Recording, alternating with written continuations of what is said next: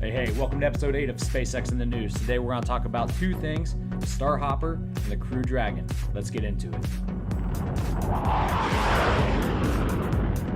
Okay, so since my last video, the workers over at SpaceX in Boca Chica have really been working hard on that Starhopper. You can see some aerial footage here from a news station in Boca Chica where SpaceX is diligently working on connecting these huge parts of the Starhopper. Some people have been stopping by, parking their cars and snapping pictures from outside the property line, sharing them online, and a lot of people are quick to point out that the actual skin of the hopper does not look nice at all. It looks really bumpy, it looks dented, it looks uneven color-wise. The lower portion is kind of dull while the upper portion is kind of mirror and reflected. So it caused a lot of questions and speculations. Is this thing really going to be what's going to fly? Is it going to be a flying garbage can? Even though originally Elon tweeted out, like I said in my last video, that this is going to be what's going to fly, there were still two camps of people saying, yes, this is going to fly, we believe him. And there was the other camp of saying, no, this has to be kind of like a rough prototype boilerplate kind of thing. But I do think that everybody was in agreement that this thing is coming together really quick.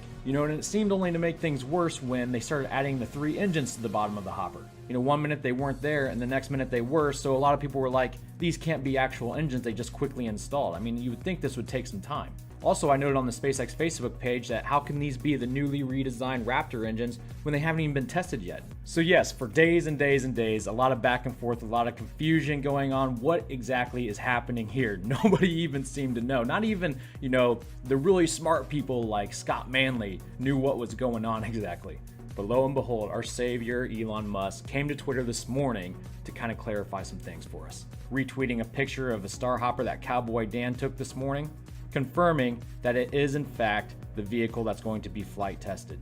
And to clear up some more information on those 3 engines that weren't even tested yet, Elon said that those engines that they installed are actually a blend of Raptor development and operational parts. It's really awesome and cool of him to share this information with all of his followers, even though he doesn't have to. But then he went above and beyond and actually tweeted out a picture of what the Starhopper will look like after it's completed. It looks a lot sleeker than what we're seeing being built out in the field. I guess we just gotta have some faith that this thing won't have dents in it when it comes time for liftoff. Which, by the way, was originally scheduled for March, April of this year, which was a huge bump up from the end of the year. But now it looks like Elon's saying we're looking at February or March. So that's awesome. Conference or whatever he said he was going to have after the hopper test, to give us more information on the Starship Super Heavy.